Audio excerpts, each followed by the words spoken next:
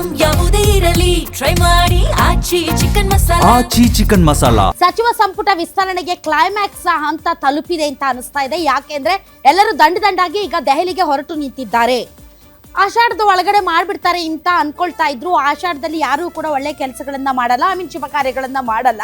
ಹೀಗಾಗಿ ಮುಖ್ಯಮಂತ್ರಿಗಳು ದೇವರು ದೀನರು ನಂಬಿಕೆ ಜಾಸ್ತಿ. ಹೀಗಾಗಿ ಅವರು ಆಷಾಢದಲ್ಲಿ ತನ್ನ ಸರ್ಕಾರವನ್ನ ಕಂಪ್ಲೀಟ್ ಆಗಿ ಮಾಡ್ತಾರಾ ಅನ್ನೋದು ಒಂದು ಪ್ರಶ್ನೆ ಇತ್ತು. ಆದ್ರೆ ಮಂತ್ರಿ ಆಕಾಂಕ್ಷಿಗಳು ಮಾತ್ರ ಅಯ್ಯೋ ಆಷಾಢನೋ ಶ್ರಾವಣ ಅತ್ಲಾಗ ಮಾಡ್ಬಿಡಿ, ನಮ್ಗಂತೂ ವೇಟ್ ಮಾಡುವಂತಹ ಪೇಷನ್ಸೇ ಇಲ್ಲ ಅಂತ ದಿನ ಬೆಳಗಾದ್ರೆ ದೆಹಲಿಗೆ ಹೋಗಿ ಬರ್ತಾ ಇರೋದ್ರಿಂದ ಇನ್ನು ಅವ್ರ ಮುಂದೆ ಡಿ.ಕೆ. ಶಿವಕುಮಾರ್ ಅವರು ಕೂಡ ಬಗ್ಲೇಬೇಕಾ. ಹಾಗಾಗಿ ಅವರು ಕೂಡ ಈಗ ಹೇಗಾದ್ರೂ ಆಗ್ಲಿ ಅವ್ರು ತಾನೇ ಪ್ರಮಾಣ ವಚನ ತಗೊಳ್ಳೋದು, ಅವ್ರು ತಾನೇ ಮಂತ್ರಿಗಳಾಗೋದು, ಆದ್ರೆ ಆಗ್ಲಿ ಬಿಡಿ ಅನ್ನೋ ಒಂದು ಹಂತಕ್ಕೆ ಬಂದು ಬಿಟ್ಟಿದ್ದಾರೆ ಅಂತ ಅನ್ಸುತ್ತೆ. ಹೀಗಾಗಿ ಸಚಿವಾಕಾಂಕ್ಷಿಗಳ ಎದೆಯಲ್ಲಿ ಜೋರಾಗಿದೆ ಡವಡವ. ಖಾಲಿ ಇರುವ 20 ಸ್ಥಾನಕ್ಕೆ 40ಕ್ಕೂ ಹೆಚ್ಚು ಶಾಸಕರು ತೀವ್ರ ಲಾಬಿ ಮಾಡ್ತಾ ಇದ್ದಾರೆ, ಪೈಪೋಟಿ ನಡೆಸ್ತಾ ಇದ್ದಾರೆ.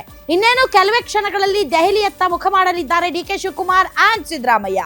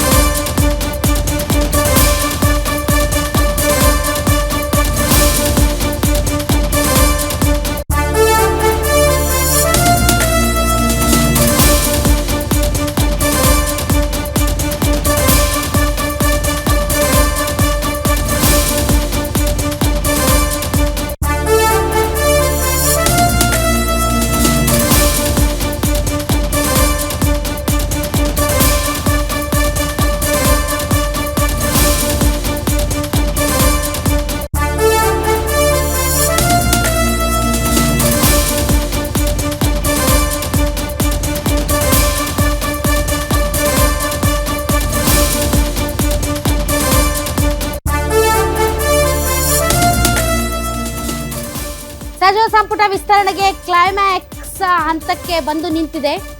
ಸಚಿವಾಕಾಂಕ್ಷಿಗಳ ಎದೆಯಲ್ಲಿ ಈಗ ಡವಡವ ನಡುಕ ಶುರುವಾಗಿದೆ. 20 ಸ್ಥಾನಗಳು ಖಾಲಿ ಇವೆ, ಅದಕ್ಕೆ 40ಕ್ಕೂ ಹೆಚ್ಚು ಶಾಸಕರು ಪೈಪೋಟಿ ನಡೆಸ್ತಾ ಇದ್ದಾರೆ. ಈ ಮಧ್ಯೆ ಡಿ.ಕೆ. ಶಿವಕುಮಾರ್ ಅಂಡ್ ಸಿದ್ದರಾಮಯ್ಯನವರು ದೆಹಲಿಗೆ ಪ್ರಯಾಣವನ್ನ ಬೆಳೆಸಲಿದ್ದಾರೆ. ದೆಹಲಿಗೆ ತೆರಳೋದಕ್ಕಿಂತ ಮುಂಚೆ ಡಿ.ಕೆ. ಶಿವಕುಮಾರ್ ಅವರು ಮತ್ತು ಸಿದ್ದರಾಮಯ್ಯನವರು ಒಂದು ಮೀಟಿಂಗ್ ಮಾಡಿದ್ದಾರೆ. ಅದಕ್ಕೂ ಮುನ್ನ ಸಂಪುಟ ವಿಸ್ತರಣೆ ಬಗ್ಗೆ ಬೆಂಗಳೂರಿನಲ್ಲೇ ಮಾತುಕತೆ ನಡೆದಿದೆ. ಮಂತ್ರಿ ಸ್ಥಾನಕ್ಕಾಗಿ ದೆಹಲಿಯತ್ತ ಸಾಲು ಶಾಸಕರು ದೌಡಾಯಿಸಿದ್ದಾರೆ. ಕೆಪಿಸಿಸಿ ಅಧ್ಯಕ್ಷ ಬಿ.ಕೆ. ಹರಿಪ್ರಸಾದ್ ಅವ್ರಿಗೂ ಕೂಡ ಹೈಕಮಾಂಡ್ ಬುಲಾವ್ ಕೊಟ್ಟಿದೆ. ಹೀಗಾಗಿ ಬಿ.ಕೆ. ಹರಿಪ್ರಸಾದ್ ಅವರು ಕೂಡ ದೆಹಲಿಗೆ ಹೊರಟಿದ್ದಾರೆ. ಶಾಸಕ ಬಸವರಾಜಪ್ಪ ನೀಲಪ್ಪ ಶಿವಣ್ಣನವರ್, ಮಾಜಿ ಶಾಸಕ ಪುಟ್ಟರಂಗ ಶೆಟ್ಟಿ, ನಾವು ಸಚಿವಾಕಾಂಕ್ಷಿಗಳಾಗಿದ್ದೇವೆ, ಆದ್ದರಿಂದ ದೆಹಲಿಗೆ ಹೊರಟಿದ್ದೇವೆ, ಹೈಕಮಾಂಡ್ ತೀರ್ಮಾನಕ್ಕೆ ನಾವು ಬದ್ಧ ಅಂತ ಹೇಳಿದ್ದಾರೆ.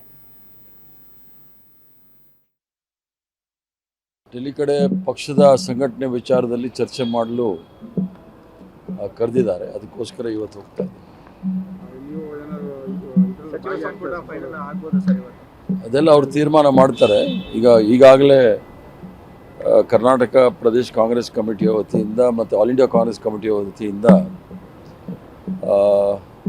ಸಂಘಟನ್ ಸರ್ಜಾನ್ ಅಭಿಯಾನ್ ಅಂದರೆ ಸಂಘಟನೆಯನ್ನು ಪುನರ್ರಚಿಸತಕ್ಕಂಥ ಅಭಿಯಾನವನ್ನು ಪ್ರಾರಂಭ ಮಾಡಿದ್ದಾರೆ. ಈಗಾಗಲೇ ಅದು 1.5 ವರ್ಷದಿಂದ ನಡೀತಾ ಇದೆ.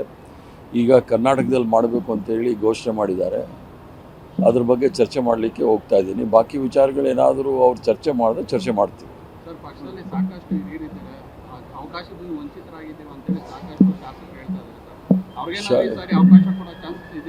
ಎಲ್ಲ ಶಾಸಕರಿಗೂ ಅವ್ರಿಗೆ ಹಕ್ಕಿದೆ ಕೇಳಲಿಕ್ಕೆ, ಹೇಳಲಿಕ್ಕೆ ಹೇಳಿದ್ದಾರೆ.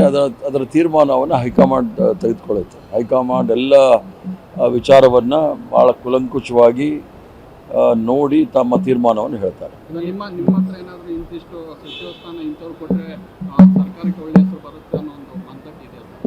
ಅಂದರೆ ಯಾರು ಮಂದಟ್ ಮಾಡೋದು? ಶಾಸಕರು ಏನೇನು ಚರ್ಚೆ ಮಾಡ್ತಾರೆ ಅವೆಲ್ಲ ಹೇಳಲಿಕ್ಕಾಗೋದಿಲ್ಲ. ಎಲ್ಲ ವಿಚಾರಗಳು ಸಹ ಉಸ್ತುವಾರಿ ವಹಿಸಿರ್ತಕ್ಕಂಥ ರಣದೀಪ್ ಸಿಂಗ್ ಸುರ್ಜೇವಾಲಾ ಅವರಲ್ಲಿ ಇರುತ್ತೆ. ಅವ್ರು ಚರ್ಚೆ ಮಾಡಿದಾಗ ಗೊತ್ತಾಗುತ್ತೆ.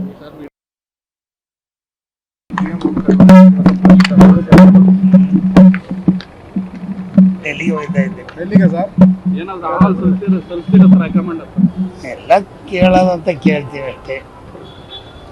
ನಿಮ್ಮ ಮೊದಲು ಭೇಟಿ ಆಗಿದ್ರಿ, ಏನಾದ್ರು ಈ ಸಲ ಆಗಿಲ್ಲ ಅಂತ ಭೇಟಿಯಾಗಿದ್ದೀವಿ, ಇದನ್ನ ಕೊಡ್ತೀವಿ ಅಂತ ಹೇಳಿದಾರೆ. ಡೆಲ್ಲಿ ನಾಳೆ ಡಾಕ್ಟರ್ ಸ್ವಲ್ಪ ಹೋಗಿದ್ದು ಬರೋಣ ಅಂತ ಹೋಗ್ತಾ ಇದ್ದೀನಿ. ಯಾರು ಭರವಸೆ ಕೊಟ್ಟಿದ್ದಾರೆ ಸರ್ ಬಗ್ಗೆ ಹೈಕಮಾಂಡ್ ಅವರು? ಹೈಕಮಾಂಡ್ಗೆ ಕೇಳಿ ಭರವಸೆ ಕೊಟ್ಟಿದ್ದಾರ ಸರ್? ಭರವಸೆ ಮೊದಲೇ ಕೊಟ್ಟಿದ್ರು, ಈಗ ಕೇಳಿ ನಾನು ಮಾಡ್ಕೊಡ್ತೀನಿ ಅಂತಂದ್ರೆ ಮಾಡ್ಬೋದು ಅಂತ ಅನ್ಕೊಂಡಿದ್ದೀನಿ. ಫೈನಲ್ ಮಾಡ್ಕೊಂಡ್ ಬರ್ತೀರಾ ಸರ್? ಹಾಗಾದ್ರೆ ಹೈಕಮಾಂಡ್ ಫೈನಲ್ ಮಾಡ್ತಾರೆ, ಫೈನಲ್ ಆಗೋದು. ಯಾವ ಖಾತೆನ ಇದು ಮಿನಿಸ್ಟ್ರಿ ಆಗಲಿ ಖಾತೆ ಇಲ್ಲ ಬಂತು, ಮಿನಿಟ್ ಆದ್ಮೇಲೆ ತಾನೇ ಖಾತೆ. ಖಾತೆ ಆದ್ರೆ ನಾನು ನಿಭಾಯಿಸ್ತೀನಿ ಅನ್ನೋದು ಕನ್ಫರ್ಮ್ ಸರ್, ಸಂಭಾವ್ಯ ಅನ್ಕೊಂಡಿದ್ದೀನಿ ಕೊಡ್ಬೋದು ಅಂತ. ಅಲ್ಲ, ಯಾವ ಖಾತೆ ಕೊಟ್ರೆ ತಾವು ನಿಭಾಯಿಸ್ತೀರಾ? ಯಾವ್ದು ಕೊಟ್ಟರು ನಿಭಾಯಿಸ್ತೀವಿ. ದಿಲ್ಲಿಗೆ ಹೊರಟಾವಿ ದಿಲ್ಲಿಗೆ. ಹೆಂಗ ಸುಮಾರು ಏನೋ ಕೆಲಸ ಅದಾವ ಕ್ಷೇತ್ರದ್ದು, ನಾವು ಆಕಾಂಕ್ಷಿ ಅದಾವ್ರಿ. ಏನಿಲ್ರಿ, ಹೈಕಮಾಂಡ್ ಏನ್ ಕೊಟ್ಟ ನಿರ್ಣಯ ತಗಂತಾರ ಅದ್ರ ಭದ್ರಾಗಿರ್ತಾವ. ಭರವಸೆ ಆಶಾದಾಯಕವಾಗಿ ಅದಾವೆ, ಆದ್ರ ಅವ್ರ ನಿರ್ಣಯನ ಫೈನಲ್. ಅದ ಈಗೇನ ಮಾಡ್ತಾರಂತ ಸುದ್ದಿ ಐತ್ರಿ, ನನಗ ಅದ್ ಪಕ್ಕಾ ಮಾಹಿತಿ ಇಲ್ರಿ. ದಿಲ್ಲಿಗೆ ಹೊರಟಾವಿ ದಿಲ್ಲಿಗೆ.